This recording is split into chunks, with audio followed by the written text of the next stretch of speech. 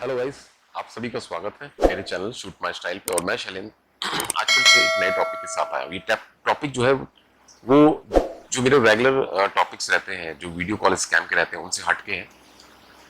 आज मैं आपसे क्वेश्चन भी पूछूंगा और आपको बताऊंगा भी कि सच्चाई क्या है।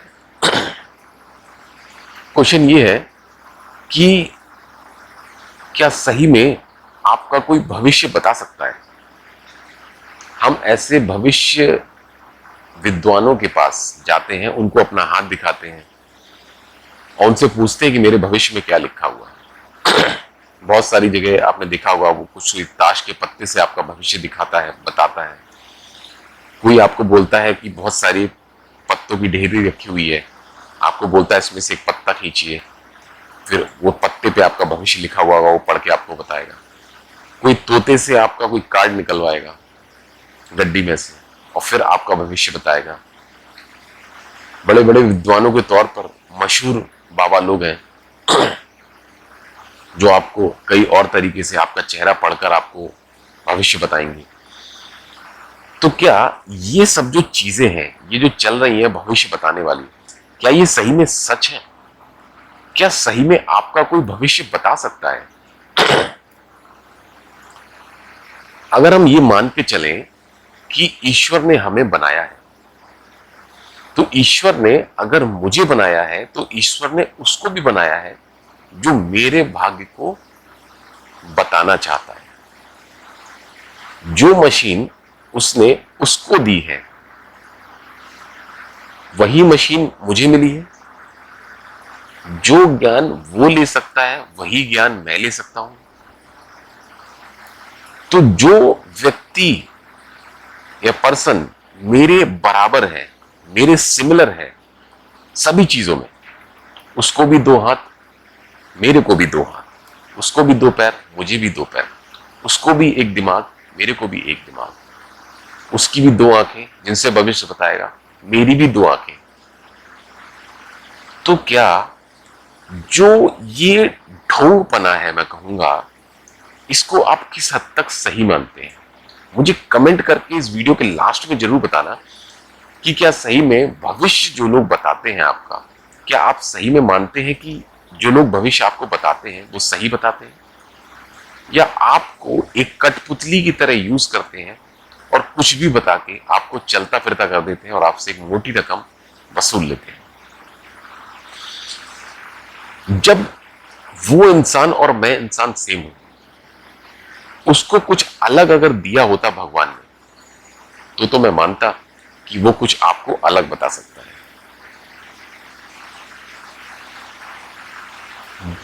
जिसके पास ये पूरा शरीर जो है वो सिमिलर आपके ही शरीर की तरह है, इसमें जो स्पीड है वो स्पीड भगवान ने सबको बराबर दी है। साइकिल है, दो लोग चला रहे हैं, एक स्लो चला रहा है, एक तेज चला रहा है। अब ये डिपेंड करता है चलाने वाले के ऊपर कि कौन तेज चला रहा है, कौन स्लो चला रहा है। बट साइकिल के अंदर जो मैकेनिज्म दिया गया है हाई स्पीड तक चलाने के लिए, वो तो दोनों साइकिल में बराबर है। तो यही जो चीज है वो समझने वाली है। बहुत से लोग अपनी परिस्थितियों में, मतलब कभी कभी क्या होता है कि इंसान अपनी परिस्थितियों में इतना ज्यादा डिप्रेस हो जाता है, बहुत सारे रीजन से। किसी को नौकरी नहीं मिल रही है, किसी की संतान नहीं है, किसी के घर में बीमारियां ज्यादा रहती हैं, किसी के बच्चे बिगड़ रहे हैं, परिवार में पैसा खत्म हो रहा है, बहुत सारी ऐसी समस्याएं जिनसे लोग जूझते रहते हैं। तो बाद में उसका सॉल्यूशन जो है वो भविष्य बताने वाले लोगों को मानते हैं। किसी को बीमारी लगी है बहुत लंबे टाइम से, तो पता चलता है कि जो वो भाग्य देखने अपना गए कि उनके भाग्य में ये बीमारी क्यों आई और कैसे जाएगी। वो भविष्य जो देख रहा है बंदा, जो आपका हाथ देख रहा है, आपका माथा देख रहा है, आपका फेस देख रहा है और आपको भविष्य बता रहा है, उससे आपकी बीमारी खत्म हो जाएगी, उससे आपके पास पैसा आना शुरू हो जाएगा, उससे आपके पास संतान नहीं हो रही तो संतान आना शुरू हो जाएगी, आपकी बीमारियां खत्म हो जाएंगी, घर परिवार में खुशियां आ जाएंगी। ये जितना जो ढोंग हो रहा है, इस ढोंग को मानने वाले भी उतने ही लोग हैं।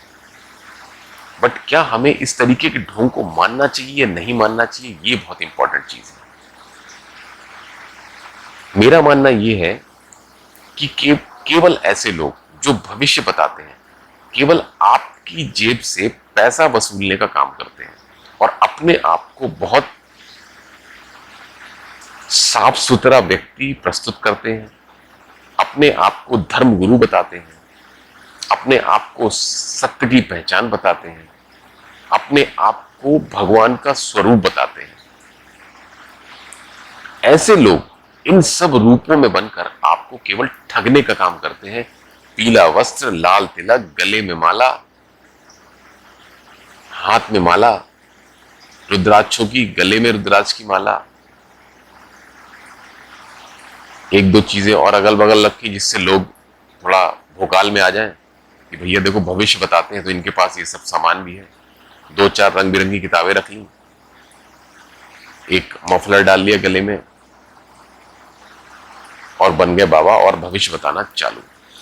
अब सही में अगर आपको दो तीन चीजें कोई कॉमनाइज अगर ऐसी बता दे आपको कि आपके 4 साल बाद आपकी जिंदगी में एक दिक्कत आने वाली है, या मैं अपने इस वीडियो में आपको बोलूं जितने भी लोग वीडियो देख रहे हैं, अगर मैं उनको एक गोली दूं मतलब कि मैं उनको एक झूठ बोलूं इंडिविजुअल के लिए जो मैं बोलने जा रहा हूं आज से, अब आप ये सोचो कि आप एक बाबा के सामने बैठे हो, बिल्कुल वैसे अज्यूम करो कि आप सिंगल पर्सन हो, ये कोई वीडियो नहीं है, मैं एक बाबा हूं और मैं आपको एक चीज बोलने जा रहा हूं, तो 100% लोग मेरी इस बात को मानेंगे। देखिए अब मैं क्या बोलने वाला हूं। आज से 2.5 साल पहले आपकी जिंदगी में एक बहुत ही बड़ी दिक्कत आई थी जिसकी वजह से आप आज तक मन से निराश हैं और आपको उस दिक्कत को जिंदगी से हमेशा के लिए छुटकारा पाने के लिए आपको मंत्रों का जाप करना पड़ेगा। और ये मंत्रों का जो जाप होगा ये एक पूजा के फॉर्म में होगा जिसमें वो सामग्री लगेगी और पूजा पाठ होगा। अब आप सब लोग अपना दिमाग दौड़ाना चालू करोगे कि 2.5 साल पहले क्या हुआ था, और 100% लोगों के साथ 2.5 साल पहले कुछ ना कुछ तो ऐसा हुआ होगा जिसका दिमागी असर आपकी जिंदगी में आज भी रहा होगा। 1-2% हो सकता है कि जिनकी जिंदगी में ऐसा कोई केस 2.5 साल पहले ना हुआ हो, और जिनके साथ नहीं हुआ है 2.5 साल पहले, मैं बता दूं अब वो क्या सोचेंगे।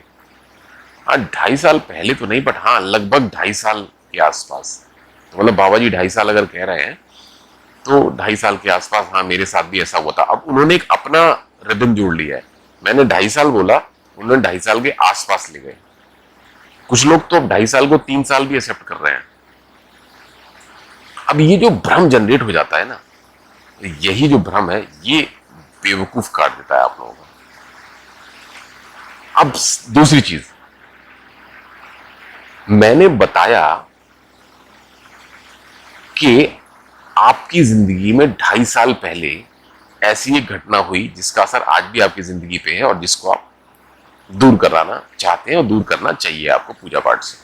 अब क्या करूंगा, मैं पूजा पाठ कराऊंगा, आपसे 2, 4, 5, 10 हजार रुपए ठग लूंगा।